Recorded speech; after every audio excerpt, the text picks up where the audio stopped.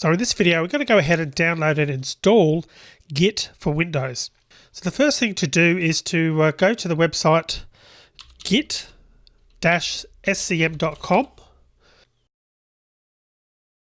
And then we want to come over here and click on Downloads. And it should automatically detect that you're on Windows, but if not, just click over here to the Windows.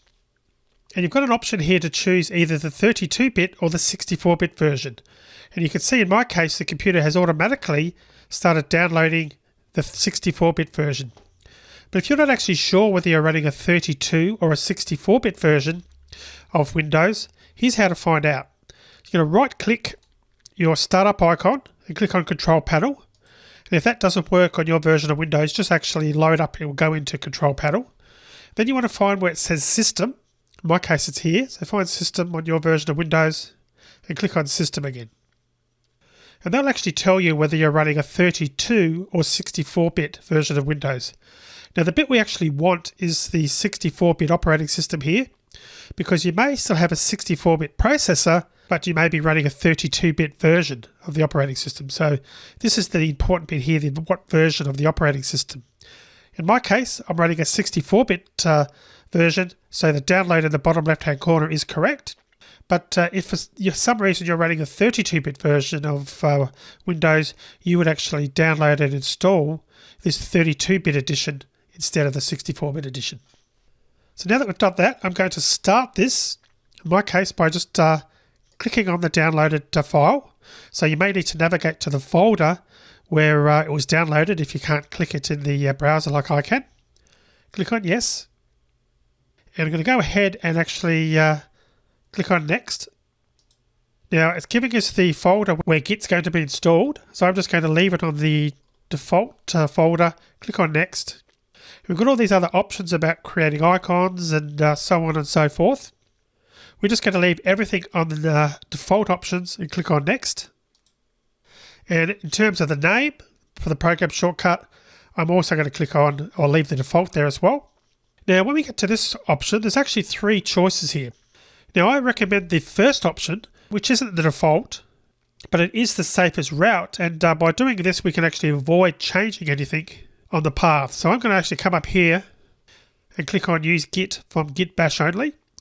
But if you know what you're doing, you can certainly click on the second option to use Git from the Windows command prompt, or you can also use the third option, but again there's a warning there to say that this will override other tools. So the bottom line is the second and third options are really more advanced options, which you would generally leave out and not use, and use the default, the first option, which is use Git from Git Bash only. So I'm going to click on Next. So next we get an option for the various types of checkouts here. Now you notice there's two options here. They're talking about CRLF will be converted to LF. Well, CRLF really relates to how bytes are stored in a file.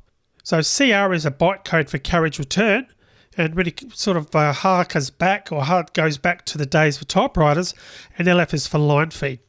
Really, the only thing you really need to know about this is that CRLF is something that's really only used on Windows, and Unix uses LF and the Mac uses CR. Now because we're on Windows, I suggest we use the option that's selected as default, which is Checkout Windows Style. So I'm going to click on Next. So we've got two options that come up at this point now for configuring the terminal emulator. I'm going to suggest you use the default terminal, which is used as which is the default on the screen.